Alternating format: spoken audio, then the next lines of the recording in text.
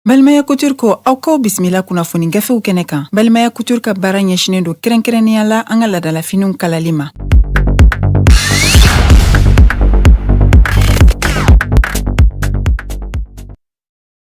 Joliba TV jabarani filɛbaw an balimaw an ka foli ani tanuni an b'o ta ka di aw bɛɛ lajɛlen ma limana aw ni ɲankuma aw bisimila Joliba jabarani kan aw bisimila arajo Joliba fiɲɛ siraw kan limana an b'aw fo dantɛ foli min na an b'a fɔ ɲɛna aw ni seli kɔni ale tɛmɛna an bɛ dugawu kɛ san caman ala k'o yira an bɛɛ lajɛlen la ni an kɛlen ka ɲɔgɔn sɔrɔ kokura min ye aw ka jɛmukan min bɛ sigi don o don k'a daminɛ ntɛnɛn fo ka se juma ma nɛgɛ kanɲɛ 9 mana tɛmɛ ni sanga 30 ye fo ka se a kanɲɛ 10 ma limanaw gafew bɛ sɛbɛn an balima kunnafonidilaw fɛ a bɛ dabɔ kunnafoni de kama anw ta ye ka ye nin kɛnɛ in kan ka se ka a bamayɛlɛma bamanankan na walasa bɛɛ bɛ se ka faamuya sɔrɔ cogo min na bi ye ntɛnɛn ye dɔgɔkun daminɛ don an bɛ dugawu kɛ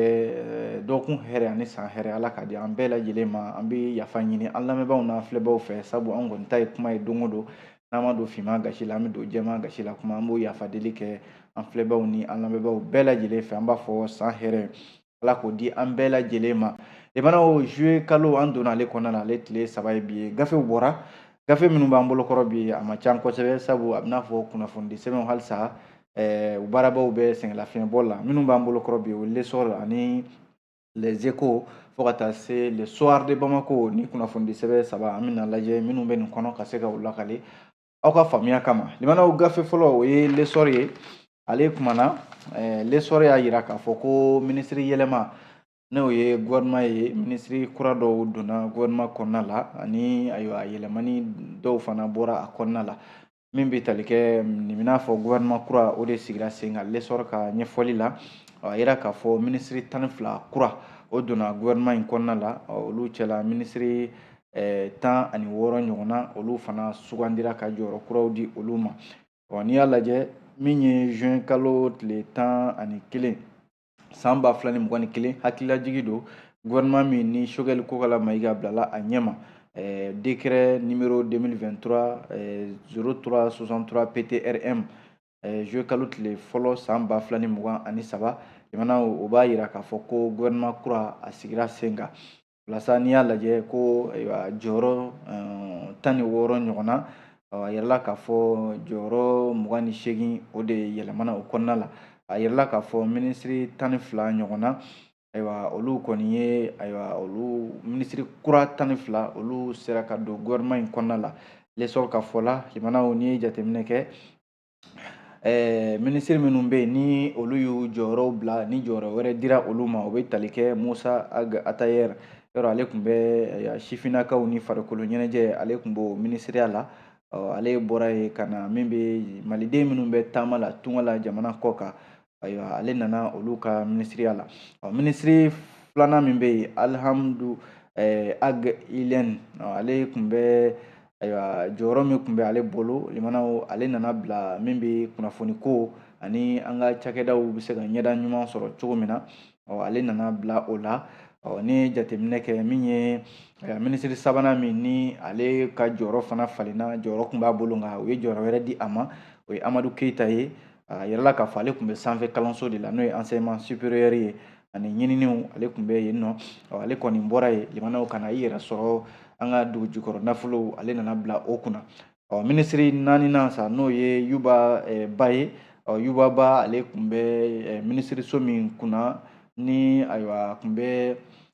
minisiri a tun bɛ baara la minisiri yɛrɛ kɛrɛfɛ n'o ye délégué ye ale kɔni minisiri so yɛrɛ de taara ka di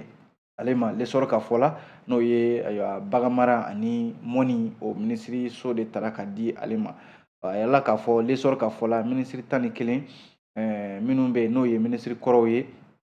olu kɔni tora u ka jɔyɔrɔw la olu ka jɔyɔrɔw ma falen o bɛ tali kɛ colonel Sajo Kamara minisiri min bɛ yen n'a b'an ka finitigiw olu kunna ani kɛlɛcɛw min bɛ tali kɛ général de brigade Dawudu Ali Muhamedin ale bɛ lakanako minisiriya fana na jamana kɔnɔna lakanani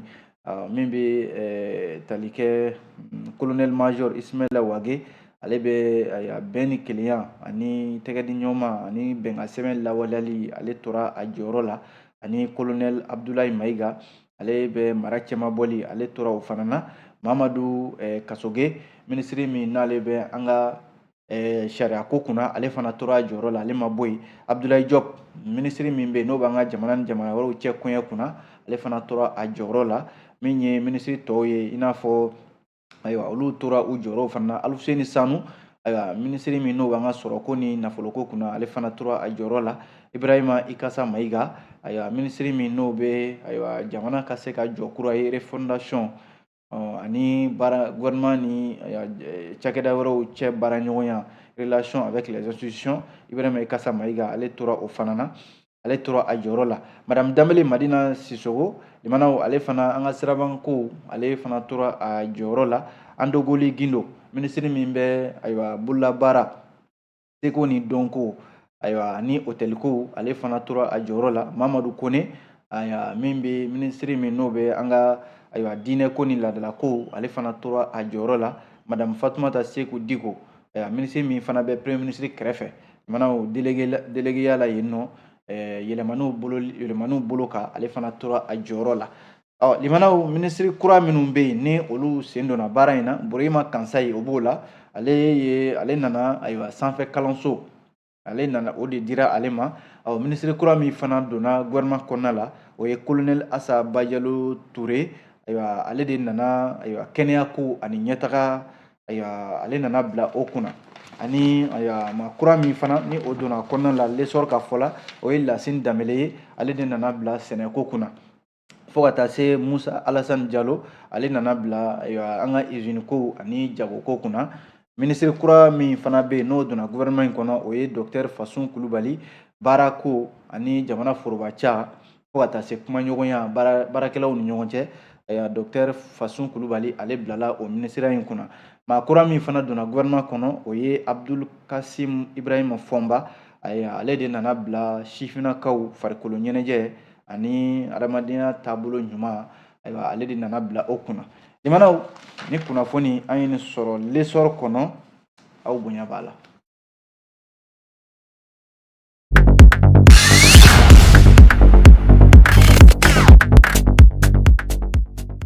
N'an bɔra yen nɔ fasidi sɛbɛn min n'an kama ko les échos welewele ale kumana limanaw an bɔra ka minisiri yɛlɛma min fɔ sisan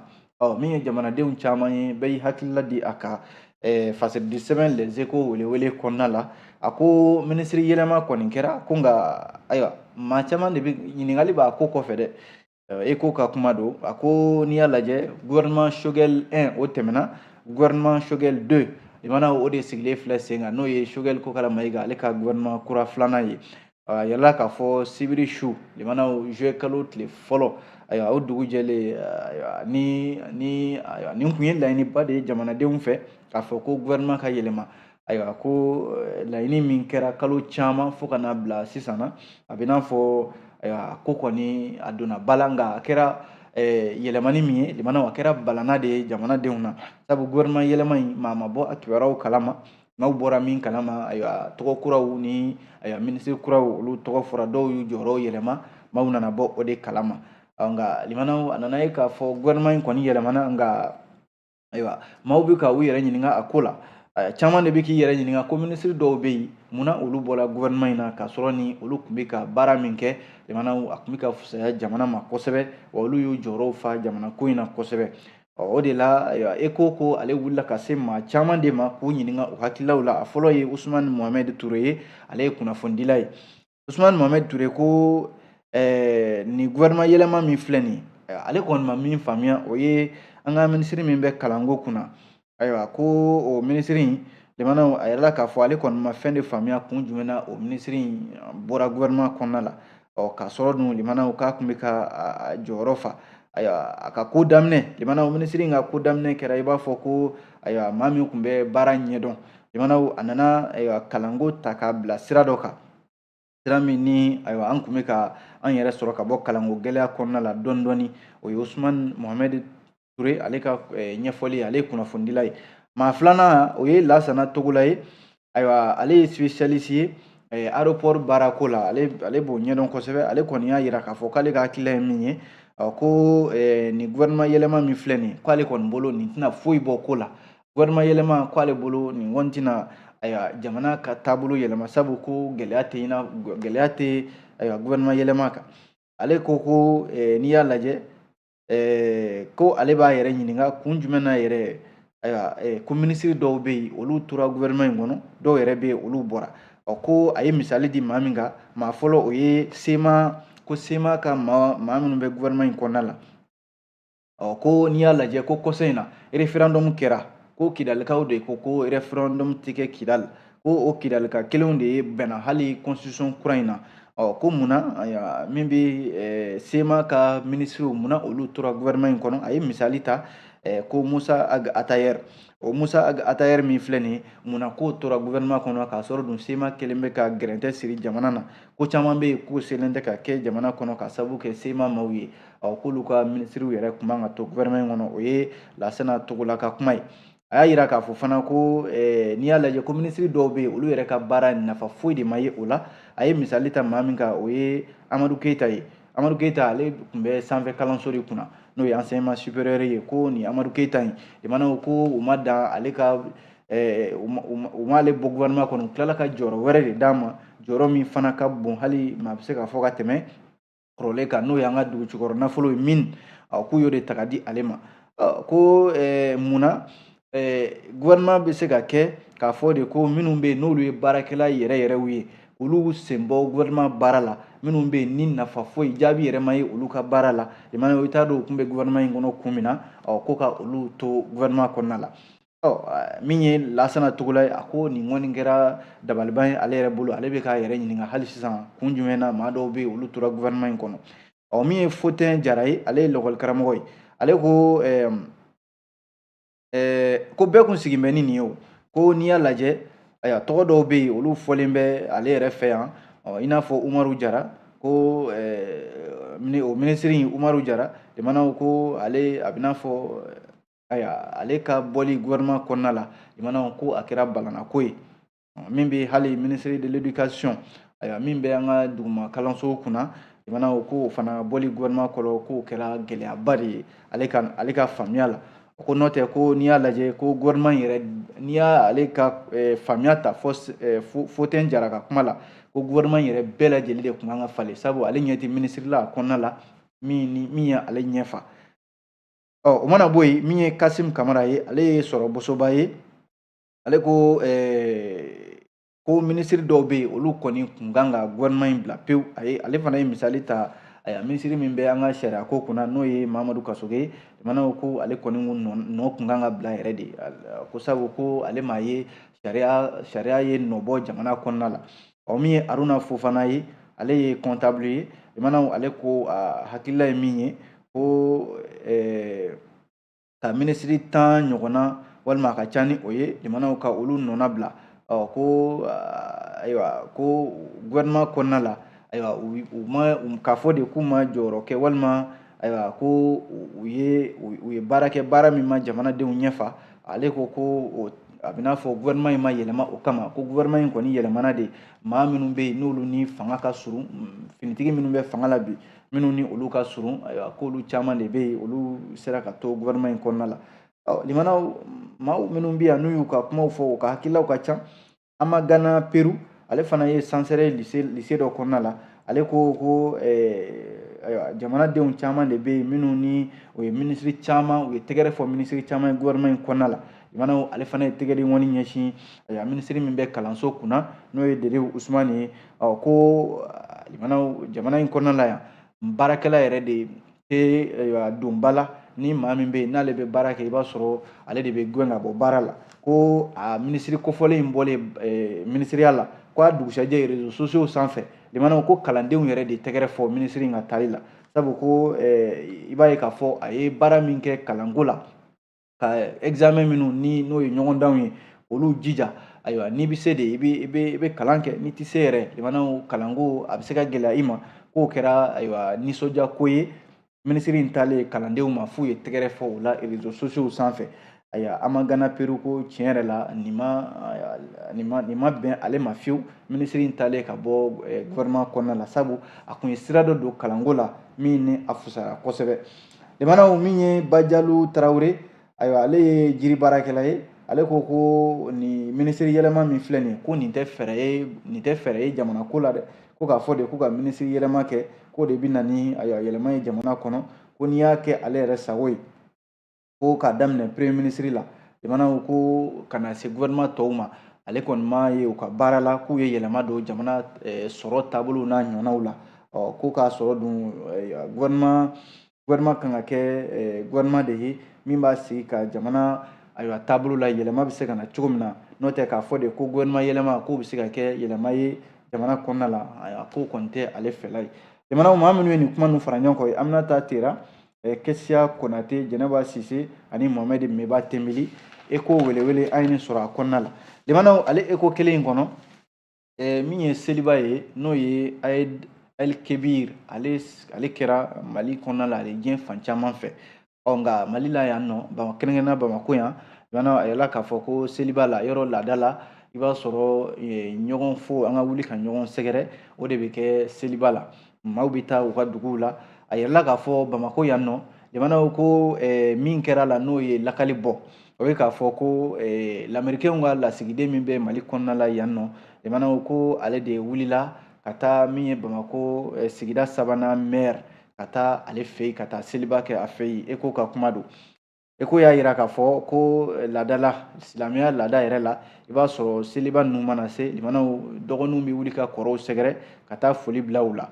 min ye lamɛrikɛnw ka lasigiden min bɛ Mali kɔnɔ yan n'o ye Arachina Koronel ale de wulila a bɛ n'a fɔ a yɛrɛ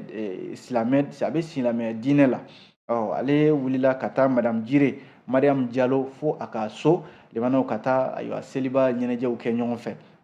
ECHO ka kuma la nin kɔni ye ko ye ko min bɛ yen n'a tɛ mɛn ka kɛ nka n'a kɛra a na fɔ o la ECHO y'a jira k'a fɔ ko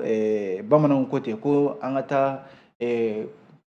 taa bita la o y'a sɔrɔ kunun ta de jara nin t'a siɲɛ fɔlɔ ye min ye lamɛrikɛnw ka lasigiden min filɛ Mali kɔnɔ Arachina Koronel ani ayiwa Bamako sigida 3nan maire Madame Jire Mariam Diallo u ka ayiwa ɲɔgɔn ye nin na k'a siɲɛ 2nan ye seliba min tɛmɛna sisan a yɛrɛla k'a fɔ kalo 2 tɛmɛnen Arachina Koronel k'a kun ni Madame Jire Mariam Diallo kun ye ɲɔgɔn ye mairie kɔnɔna la o kɛra baara ɲɔgɔnyew sira la nka zena ta in o kɔni kɛra hadamadenya taabolo sira yɛrɛ la ani seliba min tɛmɛna laadala maaw bɛ taa bɔ ɲɔgɔn ye a kɛra i n'a fɔ an fɛ yan nɔ laada minnu bɛ an fɛ yan jamanaw an yɛrɛ dama ni ɲɔgɔn cɛ an bɛ wuli ka taa bɔ ɲɔgɔn ye ko ambassadeur in a y'o de kelen kɛ a taara bɔ maire ye maire y'a bisimila u ye tile bɛɛ lajɛlen kɛ ɲɔgɔn fɛ jamanaw an bɛ sogow tobi cogo min na u y'o kɛ an bɛ ayiwa dumuni an ka farafin dumuniw kɛ ɲɔgɔn fɛ cogo min na u y'o fana dumuniw kɛ ɲɔgɔn fɛ ten ayiwa a y'a kɛ i n'a fɔ ale bɛ ayiwa a ka so alimanaw nin ye mun ye o ye de k'a fɔ ko ayiwa min ye jatigiya ani ka ayiwa a yira maa wɛrɛ la hali maa min tɛ maliden k'a fɔ n'i nana i b'i ka so jamanaw ko Madame Jire Mariam Diallo n'o ye commune 3 maire ye a y'o de yira ayiwa lamɛrikɛnw ka nin lasigiden na Mali kɔnɔna la yan jamanaw sabu u ye tile kurukara n'o ye seli don araba don juin kalo tile 28 ye u y'a bɛɛ lajɛlen kɛ ɲɔgɔn fɛ a kɛ i n'a fɔ baden 2 jamanaw olu de bɛ ka seli kɛ ɲɔgɔn fɛ o de ye kunnafoni yɛrɛ ye ECHO ye mun fɔ jamanaw ale ECHO kelen ka kuma la a yiralen bɛ k'a fɔ ko Burkina Faso u ka min ye ministre kɔrɔ in ye n'o ye Jibril Basole Jibril Basole yɔrɔ ale bɛ Faransi jamana de kan nin waati in na ko Burkina Faso jamana ɲɛmɔgɔw ye ayiwa laseli dɔ kɛ k'a fɔ Faransi jamana ɲɛmɔgɔw ye ko dɔ kɛ min ma bɛn u ma fiyewu sabu k'u ye Jibril Basole de wele k'a ɲininka u ka assemblée n'o ye u ka wasabulon kɔnɔna la o kɛra ayiwa juin kalo tile 22 tɛmɛnen in na ko k'a ɲininka Burkina Faso a lahalayaw a n'a lakanako cogoyaw la kɛrɛnkɛrɛnnenya hali Sahel yɛrɛ k'u da donna o la kunnafoni in bɔra yɔrɔ min na o ye AIB ale de ye kunnafoni in di min bɛ tali kɛ Burkina jamana ɲɛmɔgɔw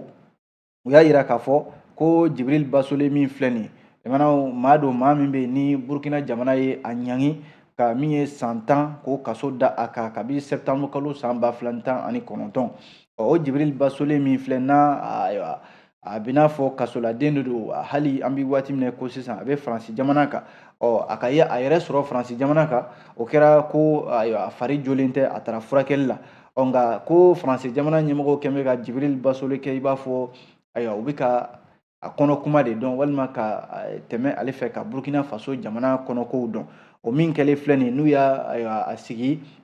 ayiwa u ka wasabulon in kɔnɔna la ka sigi k'a ɲininka Burkina Faso jamana cogoyaw la o de ma bɛn Burkina jamana marabaaw ma u ka sɔrɔ ka welewele dakan bila ka cikan bila ka ɲɛsin Faransi jamana marabaaw ma k'a f'u ɲɛna k'a fɔ u ye Jibril Basole n'u yɛrɛ ko a ma ko minisiri kɔrɔ don k'a sɔrɔ dun olu kɔni ka jatew la kasoladen de don wa a tun bɛ tiɲɛ don a ye minisiriyaw kɛ Burkina Faso ni jamana wɛrɛw cɛ minisiriya n'o ye ayiwa affaire étrangère ye nka an bɛ waati min na ko sisan Jibril Basole limanaw ale bɛ Faransi jamana kan limanaw ka sɔrɔ dun sariya bɛ a nɔfɛ a bɛ kaso la limanaw nka k'a sigi de k'a ɲininka Burkina Faso jamana lahalayaw la o de ma bɛn Burkina marabaaw ma an bɛ waati min na ko sisan min ye Burkina jamana marabaaw ye u y'a yira k'a fɔ ko Jibril Basole min filɛ nin ye dɔw yɛrɛ bɔlɔlɔw sanfɛla la olu ye kuma farimanw ta ka ɲɛsin a ma k'a yira k'a fɔ ko n'i y'a ye a bɛ Faransi jamana ka bi furakɛli la olu minnu tun ye Burkina jamana mara ka tɛmɛ u ma se ka baara kɛ Burkina jamana kɔnɔ u ma se ka kɛnɛyaso labɛn Burkina jamana kɔnɔ o de y'a to ale Jibril Basole ayiwa a n'a ka kasolasigi bɛɛ lajɛlen a kɛn bɛ ka t'i yɛrɛ sɔrɔ Burkina jamana kɔnɔna la ko furakɛli dan b'a yɛrɛ ye limanaw farafinna nin ye an taabolo de ye yan'an ka bɔ l'histoire kɔnɔ farikolo ɲɛnajɛ n k'a fɔ Eco Sake ko min ye Mali ka samatasɛgɛw n'o ye Espoir ye ko CAN min n'o bɛ sen na sisan ni minnu si tɛ san 20 ani minnu si tɛ tɛmɛ san 23 kan limanaw k'u bɛ farafinna CAN ndolantan n'o ye CAN U23 u b'o kɛnɛ kan a yirala k'a fɔ ko Mali kɔni bɛ demi-finale la nin waati ninnu na nka a kɛlen kɔ ka bɛn min ye Egypte ɲɛkɔrɔ 1-0 ko o tile damadɔ tɛmɛnen min ye Mali samatasɛgɛw n'o ye Aigle Espoir ye k'u ye Niger dasi ka sɔrɔ ka t'u yɛrɛ sɔrɔ demi-finale la limanaw Aliou Badara Diallo Konti ale ka cɛdenw u filɛ nin ye ka min ye Niger dasi 2-0 nin b'a yira k'a fɔ ko an ka samatasɛgɛ minnu filɛ n'o ye Aigle Espoir ye k'u filɛ nin ye k'u ka sɛbɛn sɔrɔ Coupe d'Afrique des Nations U23 o kɛnɛ kan limanaw ka se ka Mali kunna wolo min ye stade n'o ye ndolata kɛnɛ Prince Moulay Abdallah min filɛ arabakaw fɛ yen a yala k'a fɔ an ka cɛlu fila donba Mamadou Sangare n'u k'a ma ko Gauche sanga 49 waatiw min bɛ tali kɛ ndola filanan donnen o donna Cheikhine Doumbia fɛ sanga 89 a yirala k'a fɔ an bɛ groupe B min kɔnɔna la min ye Mali ye ale ni Maroc yɛrɛ de bɛna ɲɔgɔn sɔrɔ min bɛ ka tulo labɛn demi-finale la min bɛ tali kɛ an ka samatasɛgɛw limanaw an na dugawu k'u ye ko maa minnu bɛ yen ni o ye ndolatankulu ye ndolatankulu 3 fɔlɔ min bɛ yen n'olu bɛna se sɔrɔ nin kɛnɛ kan olu kɔni na taa Jeux olympiques la san 2024 Faransi jamana ka parikaw fɛ yen nɔ kunnafoni filɛ limanaw an ye nin bɔ fasɛdi sɛbɛn Eco welewele kɔnɔ aw bonya b'a la.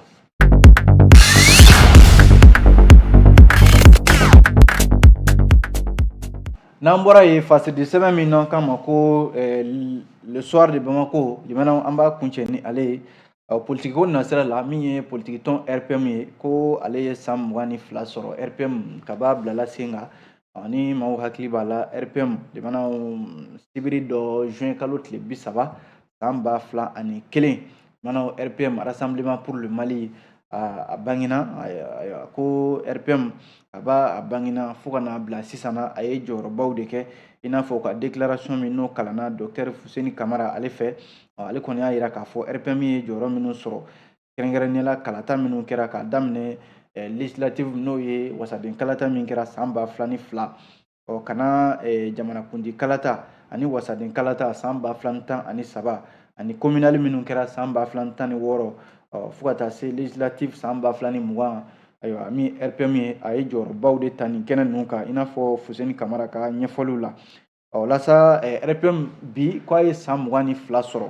a yirala k'a fɔ Rassemblement pour le Mali limanaw u b'u ka ni san 22 sɔrɔli la waati min na nka a y'a sɔrɔ ko RPM gɛlɛya b'a kɔnɔna la politique tɔn in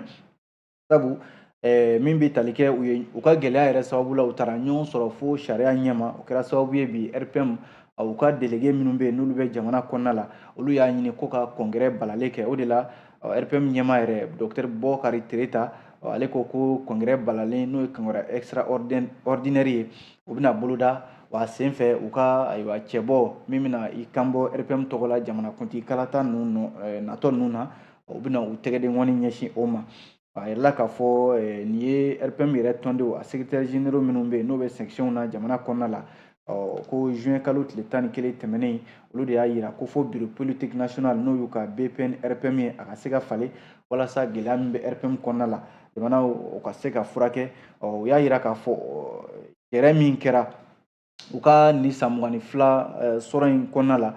k'u y'a bila minɛn min kɔnɔ o de ye RPM ka keleya ye fɔ ɲɔgɔn minnu kɛra u ka sigi bɛɛ k'i ɲɛ jɔ bɛɛ la ka se ka tiɲɛ fɔ ɲɔgɔn ye politique tɔn in a ka se ka sira sɔrɔ jamanaw ale le soir de Bamako kelen ka kuma la ko Gawo mara kɔnɔna la jamanaw a yɛlɛla k'a fɔ bamanciw y'u ka walejugu kɛ yen nɔ tuguni groupes armés minnu bɛ yen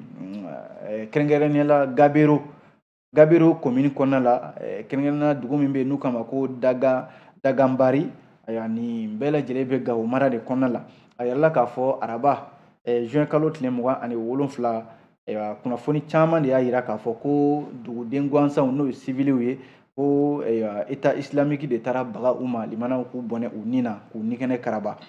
o la sa maa 9 olu fagara olu cɛla denmisɛnnin fitinin 2 olu bɛ a la a yirala k'a fɔ soir de Bamako ka fɔ la limanaw ni walejugu min kɛlen filɛ nin ye Union des organisations de résistance civile de Gao n'o ye force G maaw ye olu kɔni ye nin ko in kɔn kosɛbɛ olu y'a yira k'a fɔ nin walejugu min kɛlen filɛ nin ye limanaw olu b'a kɔn sabu ko nin bamanje wale tigilama minnu filɛ nin ye k'a na kɛ u taara nin sigidalama minnu fa n'o ye Gabiru sigidalamaw ye k'a bɛna fɔ k'u sigar'u la de ko u ye kunnafoni di Mali armée ma sabu état islamique maaw ko u ka maa dɔ de bɛ yen ko armée ye o bɔnɛ a nin na tajuru sara min filɛ k'a bɛna fɔ ko sigidalamaw de ye kunnafoni di armée ma ka sɔrɔ ka o tigilama in faga olu kɔni m'a ɲɛɲini bilen u taara Gabiru sigidalamaw ka maa 9 ɲɔgɔnna ka olu bɔnɛ u nin na denmisɛnnin fitinin 2 jamana olu bɛ a cɛ la o de la force G maaw olu ko u bɛ wele bila jamana ɲɛmɔgɔw ma Gawo mara bɛɛ lajɛlen u k'a ɲini u ka kanw sigi yen nɔ walasa état islamique daga bɛ se ka bɔ sigidalamaw dala cogo min na kɛrɛnkɛrɛnnenya la dugu dɔw bɛ yen u ye olu tɔgɔ fɔ i n'a fɔ Jabiru ani Inshawash k'u ka taa kanw sigi o yɔrɔ ninnu na walasa sigidalamaw bɛ se ka bɔ bamanciw ka nin walejugu ninnu kɔnɔna la cogo min na jamanaw an b'a bila yan an sera ka min lakale kunnafoni di sɛbɛn ninnu kɔnɔ o ye nin ye ni Ala sɔnna an na ɲɔgɔn sɔrɔ sini gafe kuraw mana bɔ k'o lakale an b'aw fo a k'an bɛn diɲɛ waati wɛrɛ. Ni kun y'aw ka kunnafoni gafew kɛnɛ ye ni Balimaya Couture ka dɛmɛ ye Balimaya Couture ka baara ɲɛsinen don kɛrɛnkɛrɛnnenya la an ka ladalafiniw kalali ma Mamadu Traoré fɛ yen ni bɛɛ ko Maduba nɛgɛjuru sira 76 11 63 88 66 66 51 37 97